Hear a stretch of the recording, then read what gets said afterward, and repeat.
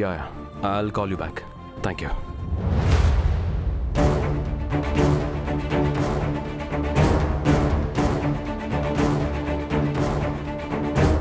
ఏమైంది బుజ్జమ్మ?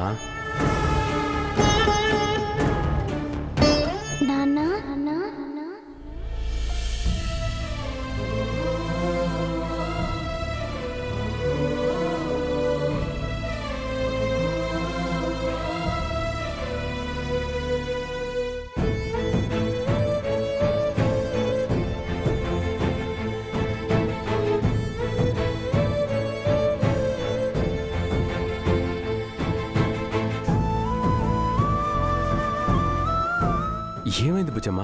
ఏం లేదు సార్. ఎందుకని హగ్ చేసుకున్నావు? ఊరికే మిమ్మల్ని హగ్ చేసుకోవాలనిపించింది.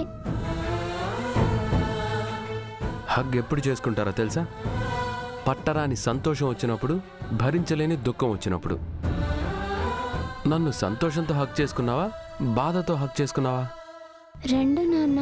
ఇన్నాళ్ళు మిమ్మల్ని మిస్ అయ్యానన్న బాధతో, మీరే మా నాన్నన్న సంతోషంతో.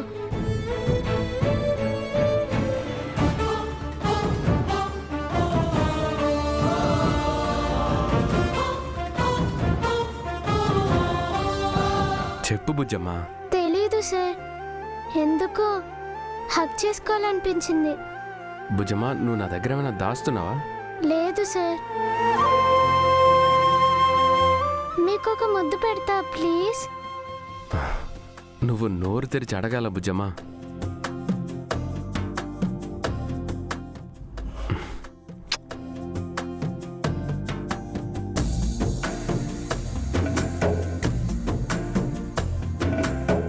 మరి నాకు ముద్దు పెట్టవా?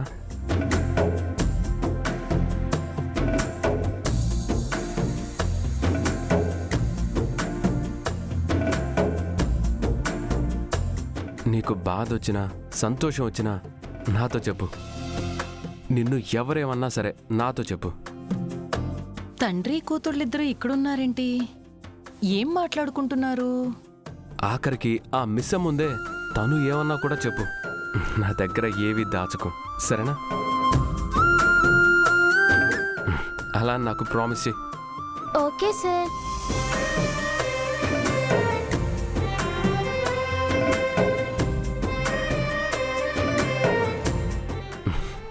నీకు నేనున్నాను బుజ్జమ్మ. నువ్వు నా దగ్గర ఏమైనా మాట్లాడొచ్చు, నన్ను ఏమైనా అడగొచ్చు. నాకు అమ్ము, అంజు, ఆనంద్, ఆకాశంతో నువ్వు అంతే. ఈ ఇంట్లో వాళ్ళకి ఎలాంటి రైట్స్ ఉన్నాయో నీకు అన్ని రైట్స్ ఉన్నాయి. Thank you sir. వీళ్ళిద్దరూ ఏం మాట్లాడుకుంటున్నారు? ఏమై ఉంటుంది?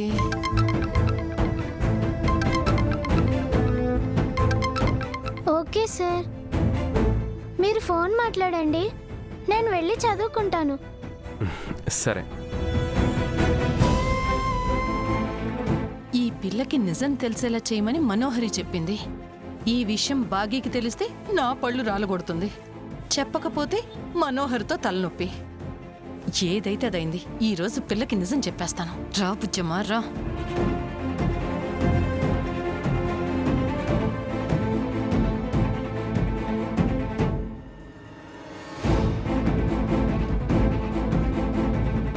బుజ్జమ్మా.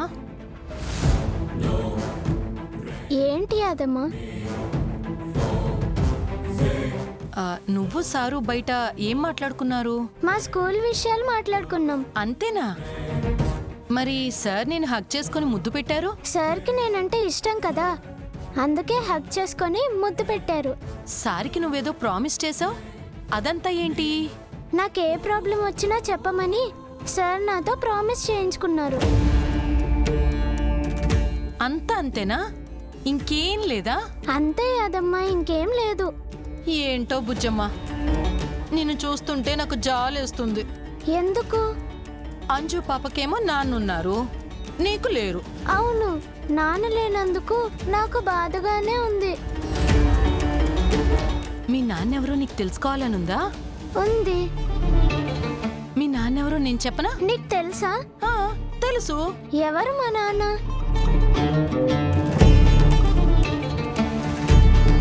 అమరేంద్ర సారే మీ నాన్న. తెలుసు. న్యూసా? ఎవరు చెప్పారు? మా అమ్మ చెప్పింది. ఏంటి, మీ అమ్మ చెప్పిందా? అవును, అమరేంద్ర సార్ని మా నాన్న అనుకోమని మా అమ్మ చెప్పింది. అనుకోవటం కాదు, నిజంగా సారే మీ నాన్న. నిజంగా సరే మా నాన్న అనుకోమని కూడా మా అమ్మ చెప్పింది. సీరియస్గా సారే మీ నాన్న బుజ్జమ్మా? సీరియస్గా సరే మా నాన్న అనుకోమని అమ్మ చెప్పింది.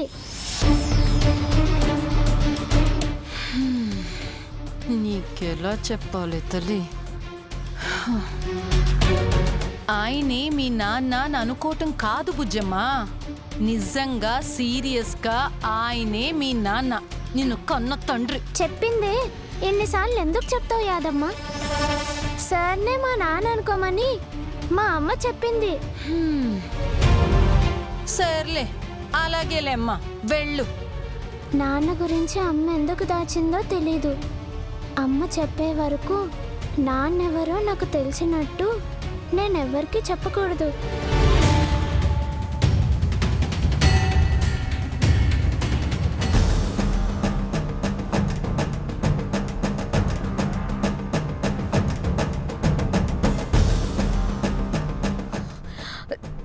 ఏంటి చంబా, ఆ పిల్లకి ఫోటో చూడమని చెప్పావా? కాదు, డైరెక్ట్గా నిజమే చెప్పేశాను. ఏంటి, అమర్ తన ఫాదర్ అని బుజ్జమ్మకు చెప్పేశావా? అసలు బుద్ధుందా నీకు? అలా డైరెక్ట్గా చెప్తే బాగీతో ప్రాబ్లం అని చెప్పాను కదా. ఒక్క పని కూడా సరిగ్గా చెయ్యవు. అంత టెన్షన్ అవ్వకు, నేను చెప్పింది బుజ్జమ్మ నమ్మలేదు. ఏంటి? అమరేంద్ర సార్ని వాళ్ళ నాన్న అని అనుకోమని బుజ్జమ్మకి బాగి చెప్పిందంట. ఆ పిల్ల చిలకలాగా చెప్పిందే చెప్తుంది, అదే మాట చెప్తుంది. అమర్ తన ఫాదర్ అని అనుకోవడం ఏంటి? అమరే తన నిజమైన ఫాదర్ అని చెప్పలేదా నువ్వు? మూడు సార్లు చెప్పాను, ఆ పిల్ల నమ్మలేదు. నువ్వు సరిగ్గా కన్విన్స్ చేయలేదేమో. నువ్వు కన్విన్స్ చేయలేదు, సరిగ్గా చెప్పలేదు. ఈ మాటలు ఇవన్నీ వద్దు మనోహరి. రణవీర్ వచ్చి అమరేంద్ర దృష్టి మళ్లించడానికి, అమరేంద్రకి బాగీకి మధ్య గొడవలు పెట్టాలని నువ్వు వేసిన ప్లాన్లన్నీ వేస్ట్. ఇవన్నీ వర్కౌట్ అవ్వదు. నువ్వు కాస్త తెలివిగా ఉంటే వర్కౌట్ అయ్యేది. ఏంటి తెలివిగా ఉండేది? నాకంటే నీకంటే ఆ బాగీ చాలా తెలివైంది. బాగీ కంటే దాని కూతురు ఇంకా తెలివైన దానిలా ఉంది. వాళ్ళ ముందు నీ ఆటలు సాగవు. ఏదైనా ఉంటే డైరెక్ట్గా అమరేంద్రతోనే తేల్చుకో, అదే నీకు మంచిది. ఇదంతా కాదు మనోహరి, నీ సమస్యకి అడ్డదారుల్లో పరిష్కారం రాదు, రహదారిలోనే వెళ్ళు. అర్థమైందా? ఓకే, నువ్వు చెప్పినట్టు అమరేంద్రతోనే తేల్చుకుంటాను.